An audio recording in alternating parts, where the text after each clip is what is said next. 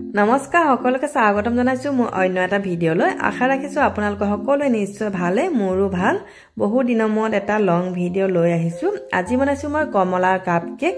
এয়া দুটা কমলা লৈছো কমলাখিনি বাকলিখিনি গুছাই ললো আৰু এই মিক্সি জাৰতে কমলাখিনি মই গ্ৰাইণ্ড কৰি ৰসখিনি উলিয়াই লম আৰু এইফালে এটা বাউল ললো এই বাউলটোত মই এই কাপটোৱে সম্পূৰ্ণকৈ এক কাপ চেনি লোৱা নাই অকনমান কম কৰি লৈছো আৰু দুটা কণী লৈছো কণী আৰু চেনিখিনি ভালকৈ এতিয়া মিক্স কৰি লম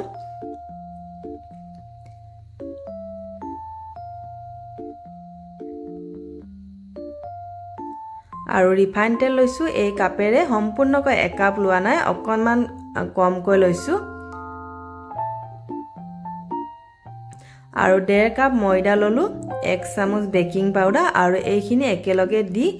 এইখন ছাকনিৰে ভালকৈ চালি ললো আৰু গ্ৰাইণ্ড কৰি থকা কমলাৰ ৰসখিনি এই ছাকনিখনে সেকি লৈছো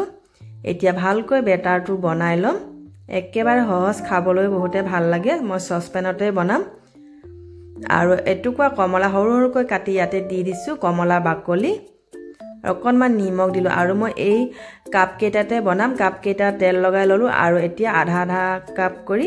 বেটাৰটো ইয়াতে দি দিলো আৰু আগৰ পৰা মই প্ৰি হিট কৰি ৰাখিছিলো সসপেনটো আৰু এতিয়া ইয়াতে এইখিনি দি দিলো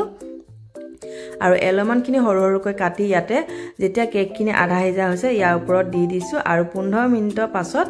কেক ৰেডি হৈ গল কমলাৰ কাপ কেক বহুতে ভাল হয় খাবলৈ ভিডিওটো যদি চাই ভাল পায় এটা লাইক আৰু কমেন্ট কৰিব আজি